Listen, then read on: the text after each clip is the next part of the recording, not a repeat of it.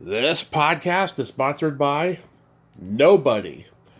Hey dudes, welcome to Splat from the Past, the only 80s themed horror and sci-fi show where things can get totally radical. Now I am so excited for today's show because I will be talking to Suzenne Marie Snyder, aka Suzenne Seradwyn. And you all know her. She was in the 1988 classic slasher sequel, Sleepaway Camp 2, Unhappy Campers. She was Mare in that movie. She was the girl who's buying a stereo with the stuck up, blowhard LA guy in Ruthless People, one of the funniest comedies ever made. And she guest starred on a great two-part episode of Give Me a Break, and she made a name for herself on the daytime soap operas Santa Barbara and As the World Turns.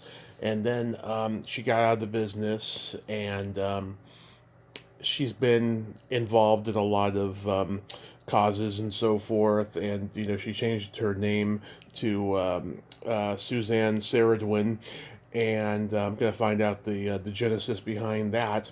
That's a very interesting name to have. She made a documentary called Aloha from Lava Land about the volcanoes in Hawaii, and she just wrote her first novel, or or it's fairly recent, I should say. It's called Love, the Ancestral Harmonizer. And I'm going to ask about a lot of that stuff today, and I can't wait. I've been a fan forever, and it's going to be a great conversation. Man, there are serious rainstorms going on here in California, and oh my God, there's like a major one in Redding where I used to live right now, and people are going to be hit with all sorts of rain and snow. I'm so glad I'm not there, but oh my God, my heart goes out to those people. People are going to be like snowed in, rained in for a while there. Man, wintertime sucks, doesn't it? So yeah, here is my interview with Suzenne Marie Snyder, aka Suzanne Seradwyn.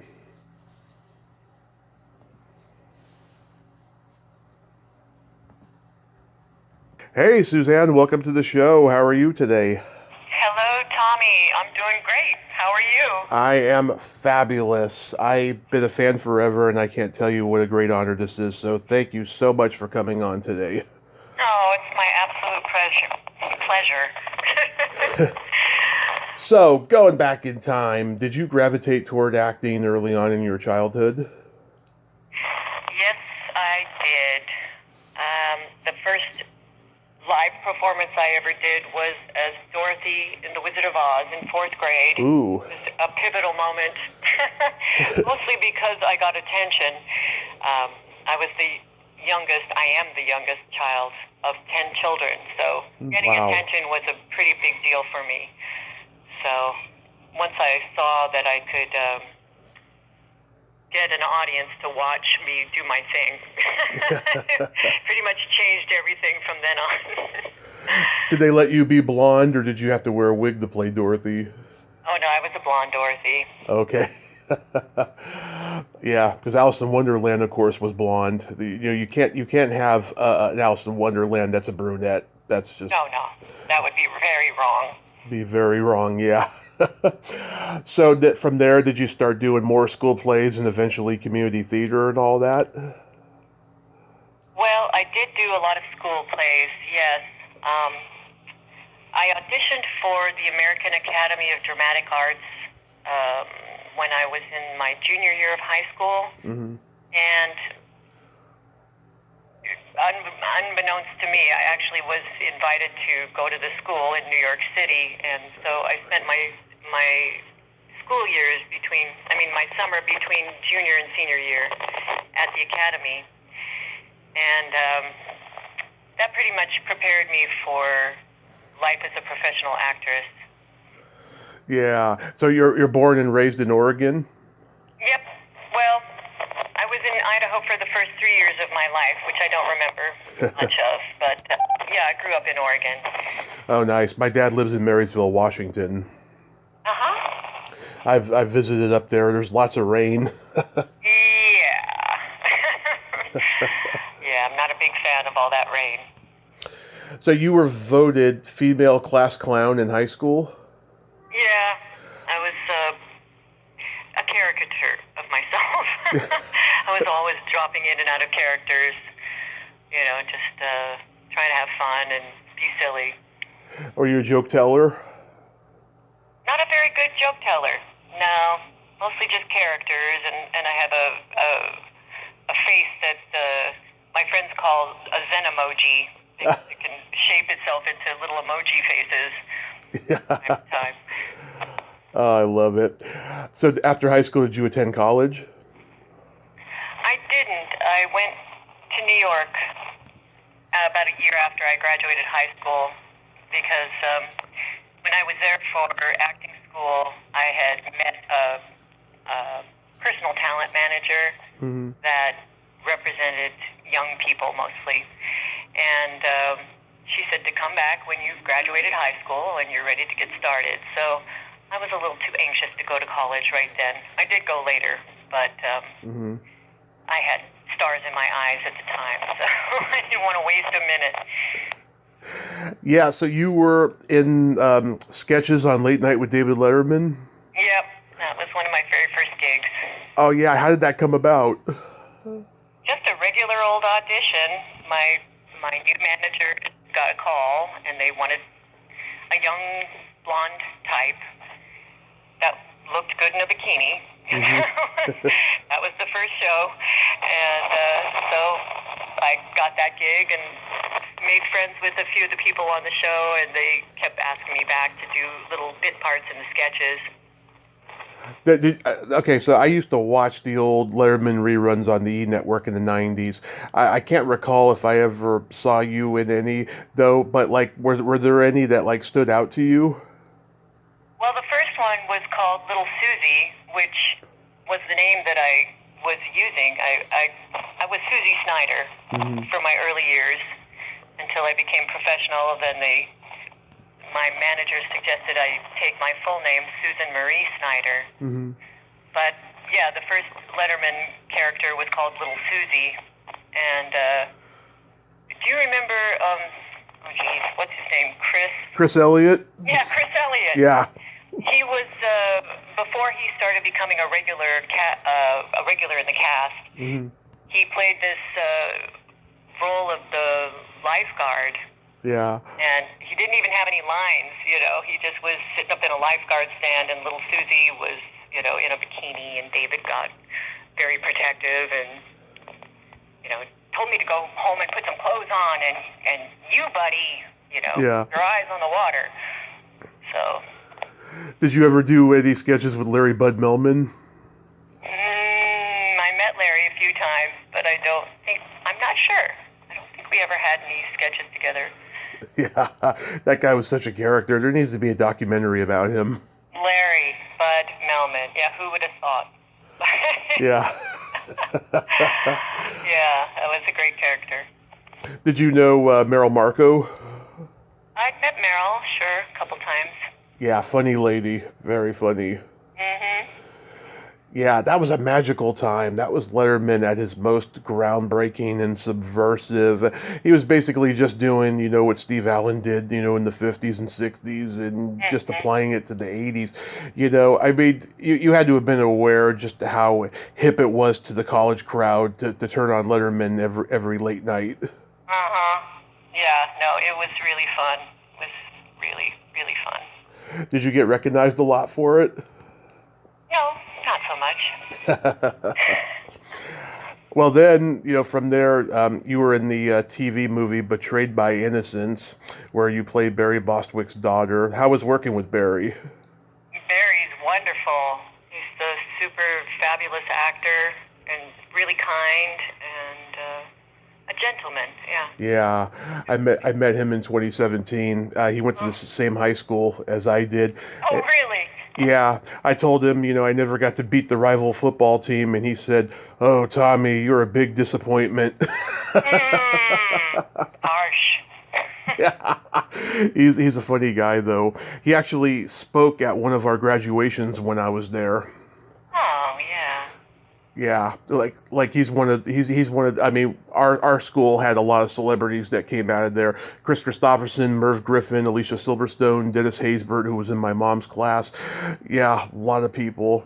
What school was this? San Mateo High School. Oh, no kidding. Yeah, it's been around since 1902. Wow. Yeah, Kristen Kaufman played his young lover in that. Did you know her at all? Oh, I just knew her from the set. We didn't actually have any scenes together, but I did meet her a few times. Yeah, was she nice? Oh, yeah. Very nice. Very talented. Yeah, she did an episode of Family Ties where she played like a teenage mom, I remember, and I thought she was so good in it. I'm surprised, her career didn't go huge after that. So when I was 3, my parents took me to see Ruthless People, and to this day, it's one of my favorite 80s comedies. It's just hysterical from start to finish. Doing that scene, oh my God, I mean, you all look like you were like trying so hard not to laugh in that scene. Well, I was working with Judge Reinhold, and he's pretty funny. Yeah. Yeah, I love that movie. It never gets old. It's stood the test of time. It's just really hilarious. Oh yeah, I mean, working with Jim Abrams and the Zucker brothers, I mean, that's got to be a huge career highlight because they did Airplane and The Naked Gun and Top Secret. Yep. Yeah, and this was a departure for them. They didn't do broad black comedy. They were just a sight gag slapstick kind of guys, but this was a big departure for them. Yeah, well, they definitely had a hit. And how about having Mick Jagger sing the soundtrack? That was quite a move. I know, and only people who know the movie know that song. A lot of people don't remember it, but Weird Al Yankovic did a parody of it that year, Toothless People. Oh, really? Yeah, I have it on CD. Oh, hilarious. No, I didn't know that. Yeah, most people don't remember the song. But yeah, I mean, in that scene, there's the, the penis comparison to the Dominator, stereo, and Judge Reinhold says, size means very little. Bigger isn't exactly better. I sound like Dr. Ruth. Wow, you have done your homework, Mr. Tommy Kovac. I've seen it a million times. It's one of those movies that I can just quote from start to finish, Wow, impressed. That's good. Yeah. Wish I'd met Bette Midler. I didn't meet Bette or Danny DeVito, unfortunately. Yeah. Well, I interviewed Clarence Felder, who played one of the, cops that helps Danny DeVito. Oh, yeah. His great line just made, like, the quotes of, like, one of the funniest, memorable quotes in the history of comedy film. When, Bill Pullman's holding Judge Reinhold at gunpoint, and they're telling him to drop it, and he's like, who said that? And then Felder's like, this has to be the stupidest man on the face of the earth. Perhaps we should shoot him. That made, like, the funniest memorable quotes list recently. No kidding. Oh, my God. Yeah. Great one. Yeah, he told me in the theater everyone was just on the floor with it. So that was, what's the actor's name? Shoot. Clarence Felder, him and Art Evans are the two main cops that are helping Danny DeVito. Oh, yes. Yeah, I mean, when I was a kid, I didn't register dry humor like that, like I do now, but now I'm on the floor every time I watch it and I hear that. Yeah. The guy who was with you in that stereo scene, John Cutler, he passed away a few years ago. He did? Yeah. Wow. Didn't know. I haven't seen him since then. Yeah, he was in a lot of movies in the 70s and up to the mid-80s, and then I guess he got out of the business, but he passed away a few years ago, sadly. But he was great, though, playing that kind of stuck-up blowhard who has all the answers, but not really kind of guy. Yeah. He's overcompensating for something small. Yeah, and then the uncomfortable look. Yeah. And you got that curious, but yet yet confused look on your face. You mean the Dominator's like a like a what's that word? The phrase equipment? Symbol. Equipment? Yeah. You did a two-part episode of Give Me a Break, and this was when the show was on its way out. Laura Jill Miller was the only daughter that was left. How was that experience? It was great. It was parents' weekend. We were at her college, and I was her roommate, and I was an activist, and I was going to go free some animals from the lab or something like that. Painted my face black and wore all, ninja clothes. Yeah. Nell, she was so talented. I heard she could be a bit of a diva. Was she? Nell was great. Oh, good. Yeah, she probably knew that the show was on its way out, and she was probably happy by that point. I don't know. She was a consummate professional and just very kind to everybody. Yeah, Tanya Williams. I interviewed her. She's the girl in the ROTC uniform. Yep.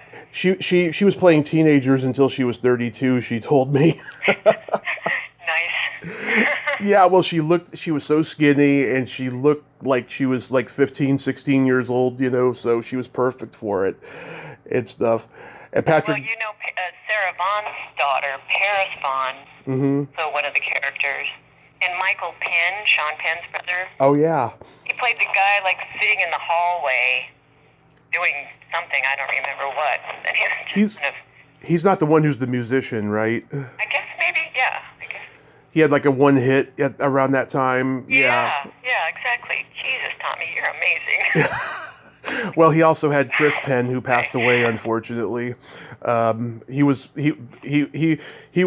funny, back then, he was a skinny, handsome kind of guy like his brother, and then as he gained weight, he became a really good character actor playing scummy characters. Chris Penn, he was really talented. Patrick Breen plays Keith in this episode, and he says to you, "Linda, can you help get into my pants?" Oh, yes. Right. Yeah, I was friends with Patrick Breen. He was a real good friend of mine. Oh, yeah? What's he doing these days? Well, I haven't heard from him in a long time. Actually, I think Patrick may have died. I'm starting to get this. I'm just noticing a pattern here. I've had a lot of co-stars pass away on me, but I'm still kicking. Yeah, and oh my God, he's like the same age as you, right? So. Yeah, I hope I'm not saying something that's not true. I'm pretty sure I heard that from someone, but you might have to Google it. So I'm a huge horror fan, and I love the Sleepaway Camp movies. Was Sleepaway Camp 2 fun to do? Yeah, as fun as it can be, having your face drilled off by a crazy psychopath. No, but Pamela Springsteen was very kind and very, very nice person. But, Pamela Springsteen went to San Mateo High School with my dad. No way. Yeah. She, my dad she was in my uncle's class, and my dad was older, and, my dad was the go-to guy for pot and alcohol, for the parties and stuff. Oh, wow. And, I reached out to her 6 years ago on Facebook and told her who I was, and she said, "Oh, tell your dad I said hi. He was the nicest guy I knew when I lived in San Mateo." Aw, how sweet. Yeah, that warmed my heart, I'll tell you. Oh, nice. But I thought she was great in the movie. Felissa Rose was great in the first one, but Pamela in the sequels, she's got those wisecracking one-liners after she kills somebody. Yeah. I wish I could think of one right now, but it's not good to smoke or. Yeah. Smoking is bad for you, or I don't remember. Or don't do drugs. She sets somebody on fire. Yeah, and she drowns somebody in an outhouse and says, "This is what you get for being a lousy friend or a shitty friend or something." Oh, right. And she's shoving that poor person down in the outhouse. Yeah. That was just grotesque. It was. Brian Patrick Clark, I interviewed. Great guy. What was he like to work with? Super sweet. Just as you would imagine. He's just a really nice person. Yeah, he loves to talk. I'll tell you. Yeah. We talked for over 100 minutes, I remember, and he was a wealth of knowledge, that guy. Yeah, good guy. Michael Simpson directed. Was he good to work with? Yeah. Yeah, I reached out to him years ago, and he said yes, but we never got around to doing it and stuff. He's like super busy these days directing, I guess, television or something. Oh, no, I don't know. Was Georgia beautiful to film in? Bremen, Georgia. Yeah, it looked like a sleepaway camp.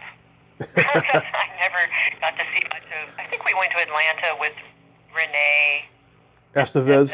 We had an evening out at a club somewhere in Atlanta, but I don't really remember too much more about it.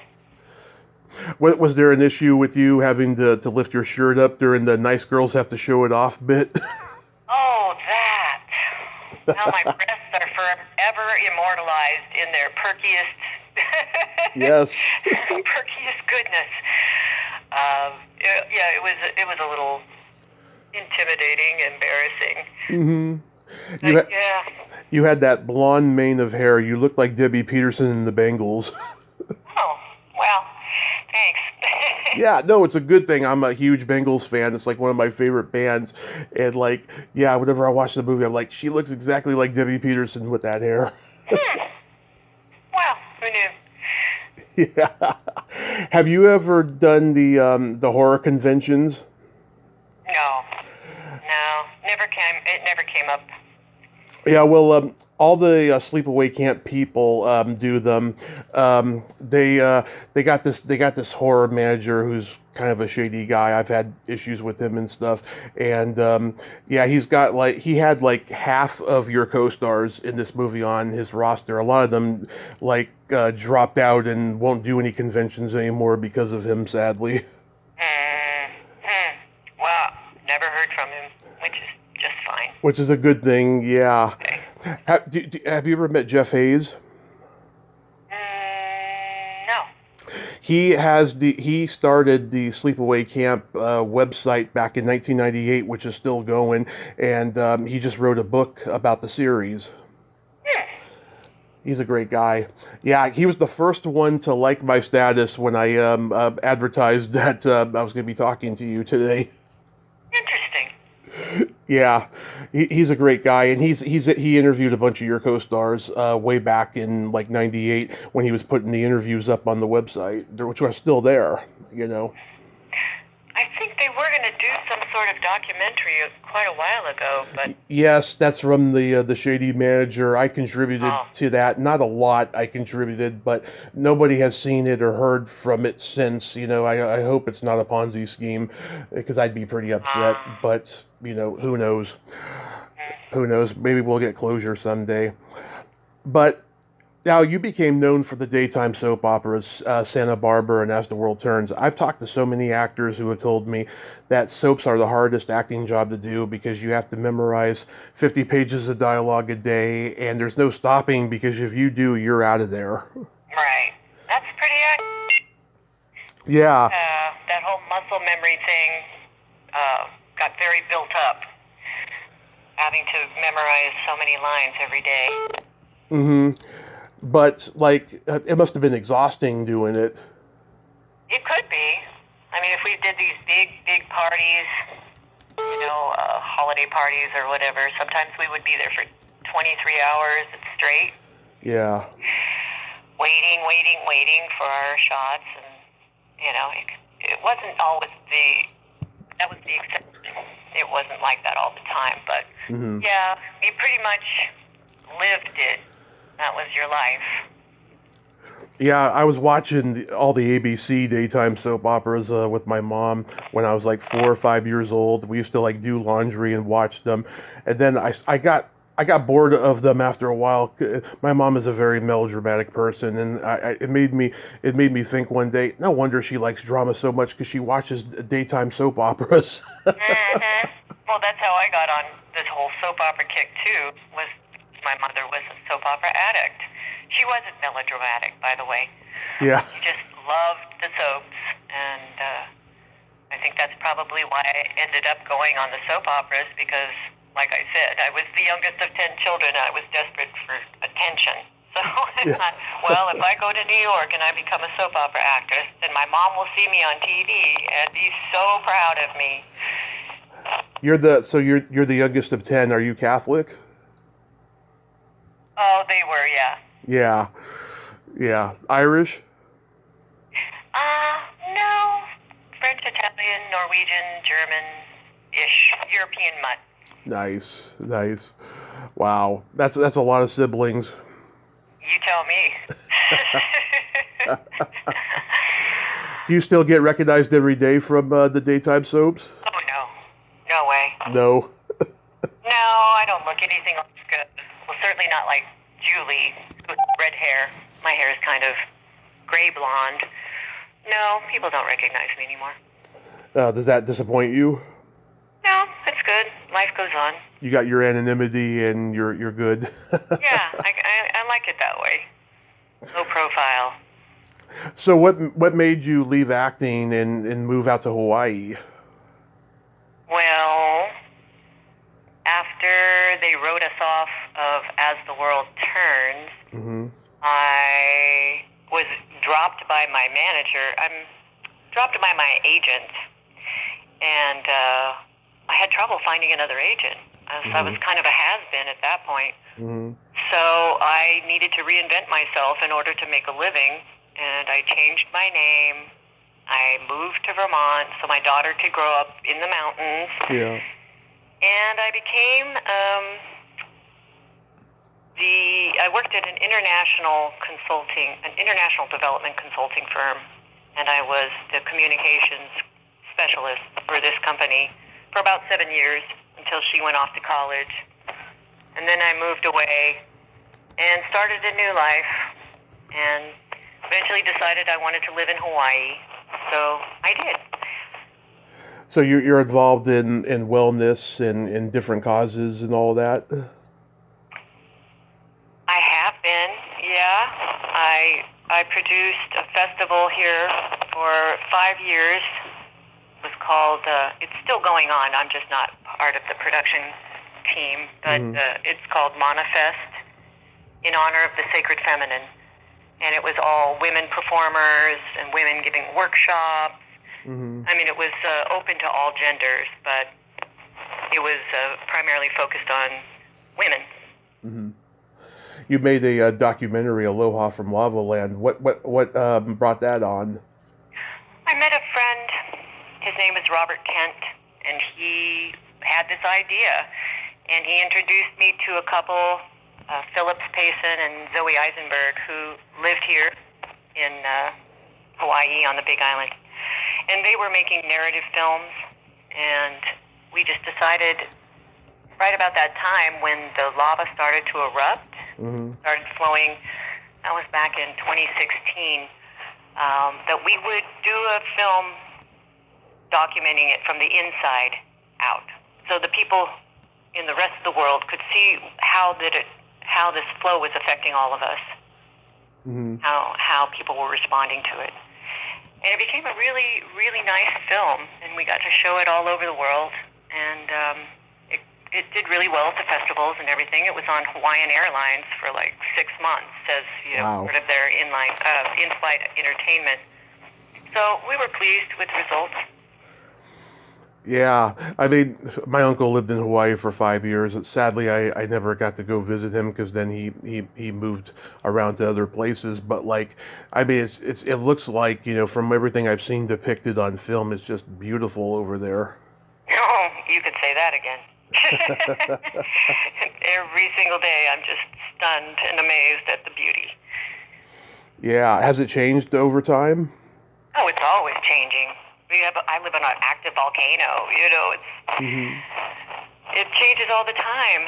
After this last big eruption in 2018, it completely transformed this whole area where they had a boat ramp where the fishermen could get access into the ocean. Well, that's gone. And in its place, Pele, who is the volcano goddess, she put in a brand new black sand beach that's massive, and all of these wonderful hot pools, just geothermal hot water that we can just go and access anytime we want. Mm-hmm.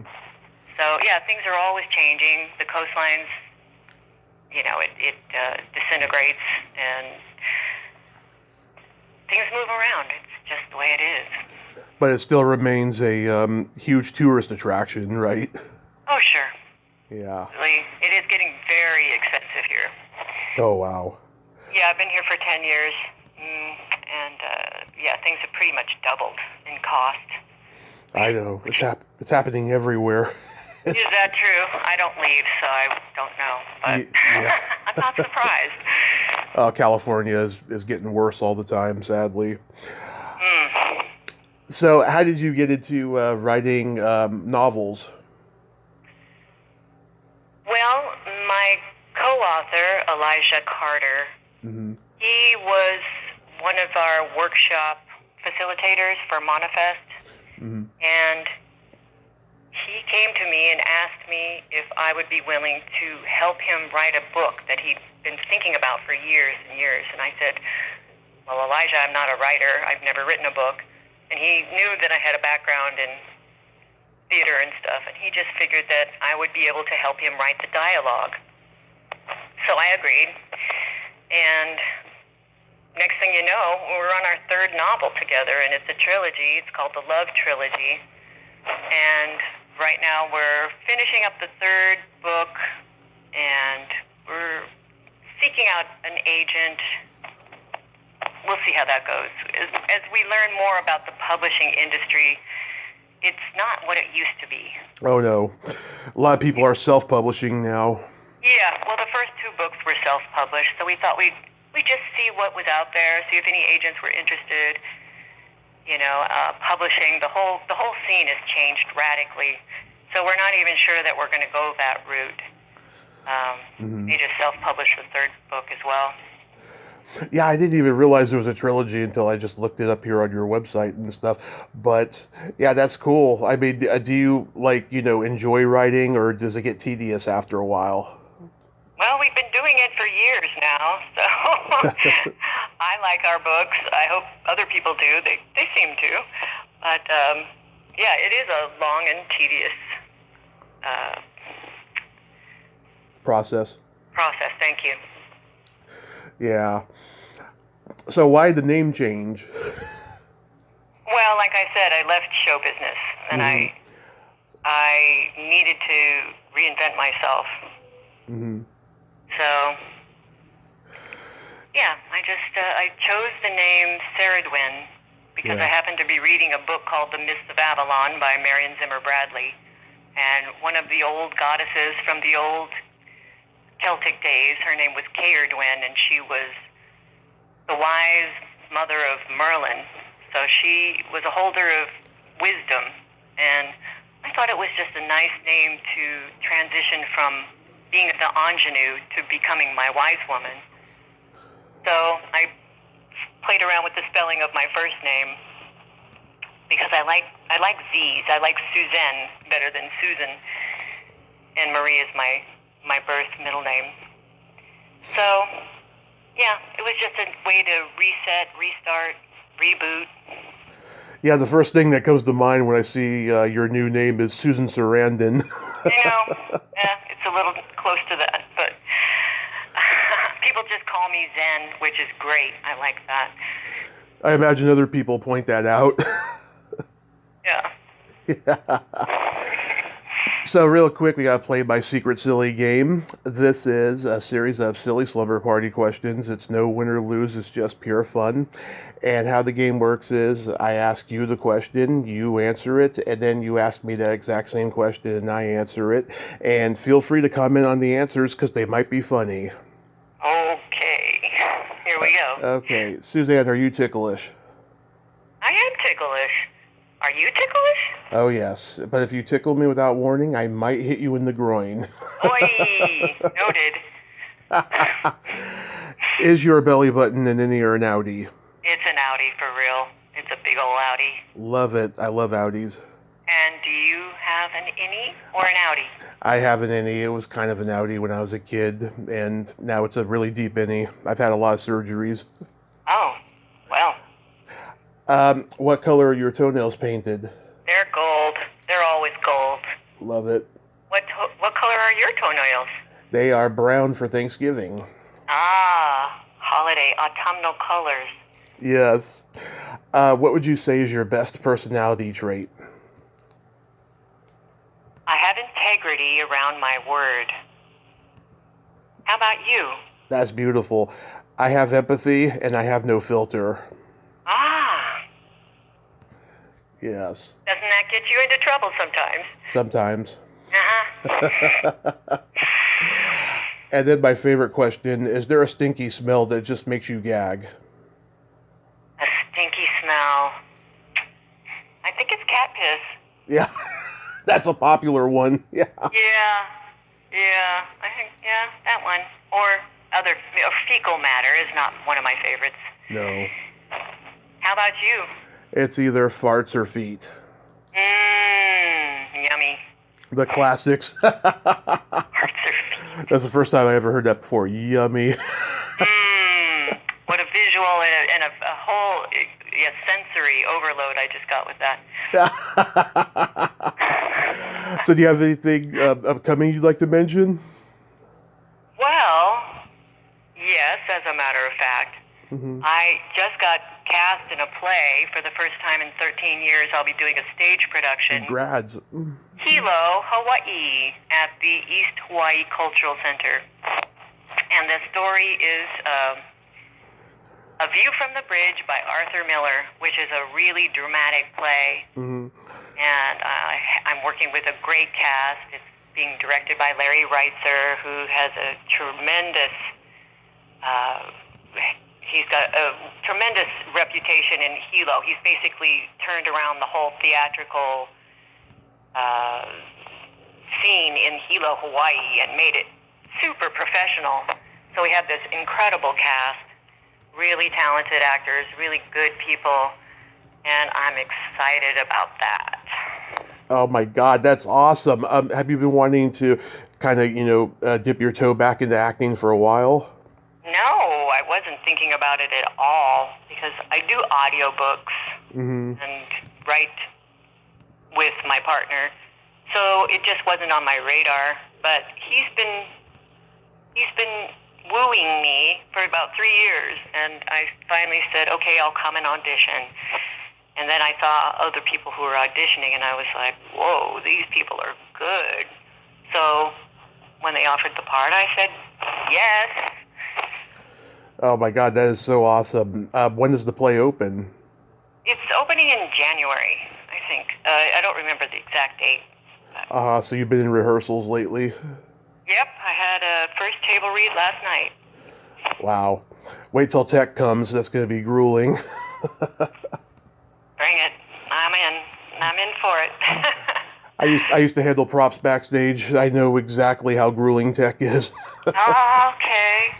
Yeah, San Mateo High had a very, very good drama program they've had it for, many, many years, and I got to participate in it by prop handling. Fantastic. Yeah, it's a fun experience. It is. Well, Suzenne, I hope you have a happy holiday season and be safe out there and, rock it with that new play. I shall do my best, Tommy. Thank you for that. My pleasure. Okay. Bye-bye. Aloha. Aloha. Well, there you have it. Susan Marie Snyder, a.k.a. Suzanne Seradwyn. Ain't she a sweetheart? Oh, my God. I love her humor, love her energy. That was a great talk. I am very blessed, and I'm so glad that she's going back to acting, sort of, with a play. Who knows? Maybe it will lead to something more. Only time will tell. Well, until next time, this is Tommy Throwback Kovac saying, there's no shame in living in the past because the present sucks. Later, dudes.